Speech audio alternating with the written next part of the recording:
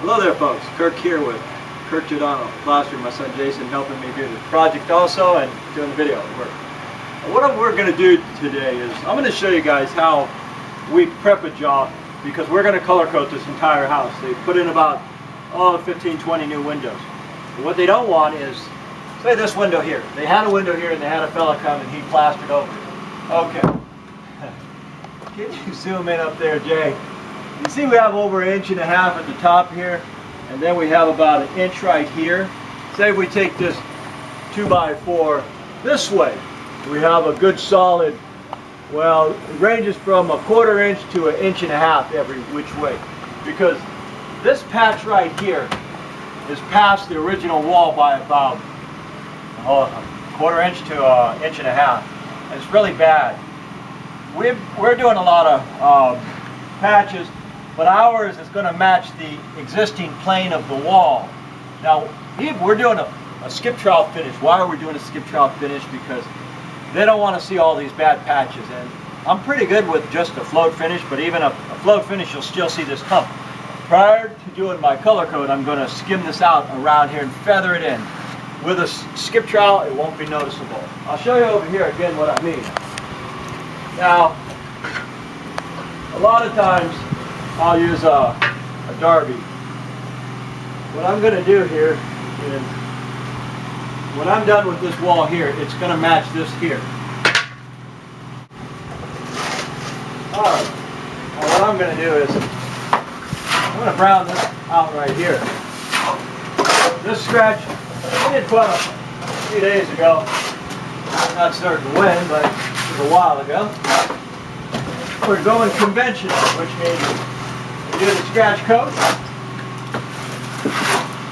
then we allow the scratch to set a minimum of 48 hours, 2 solid days.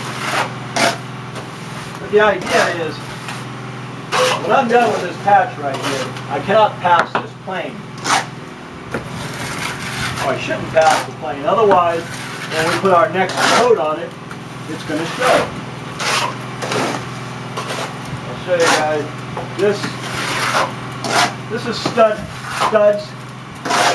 There's no shear, so we placed on a pretty thick scratch, but even that thick scratch is kind of hollow because we're going over studs.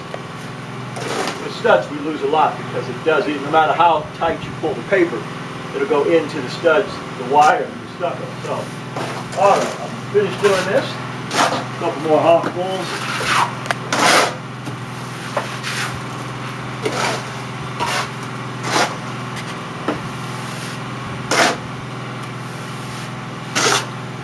I've been doing it long enough to know pretty much by eye how to get a wall chewing plumb.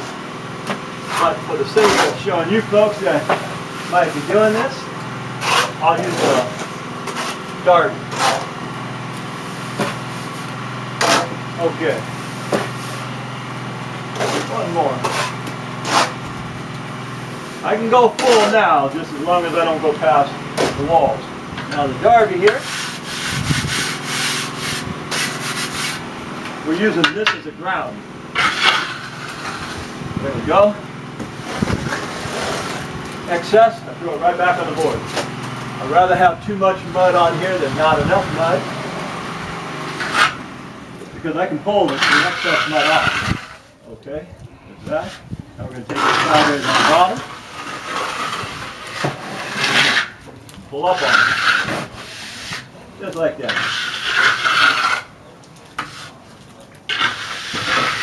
Now, when all is said and done, this sets. I'm going to pull this stud right here.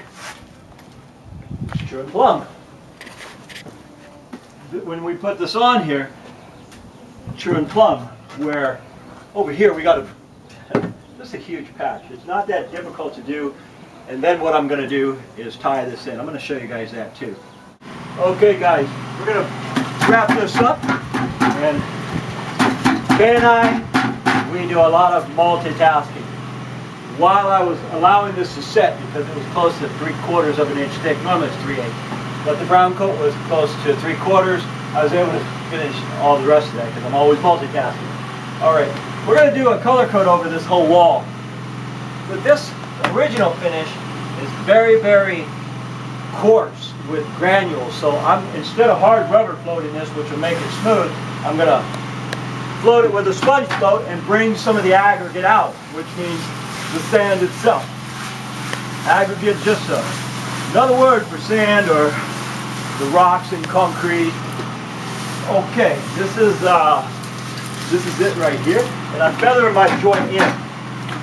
My joint is chewing plumb to this wall here. A lot of water, circular motions, and I'm going into the wall itself. My new work is going into the existing work. I'm feathering it in this way. A lot of water, this particular finish here. There we go. We take it up the sides, just like so. Flip that around, clean that up, and when we get ready to do the color coat on this, it probably won't be for a month.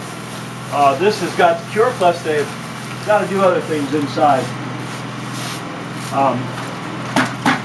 Hey guys, one more thing before I sign off here is, when we do a color coat on this, we're going to put a bonding agent on this wall here. Now our bonding agent, I'm going to hit this once. I'm going to hit my bonding agent on the new work possibly 2 or 3 times, because I want to kill all the suction, because this has no suction. If we do a color coat over brand new work and to sealed work, when it's done, it'll have the ghosting effect. You will still see all those patches, plus you'll see a color change. So we don't want that, not in our work. We've been doing this too long to make an apprentice mistake like that. Anyhow, folks, my name's Kirk. I'm with Kirk Giordano Plastering. Thank you folks for watching. Have any questions with any projects you have, email them to me. And if I'm anywhere in the neighborhood of doing something similar, I'll show you guys how to do it too. Thank you again, and we'll see you guys on the next one.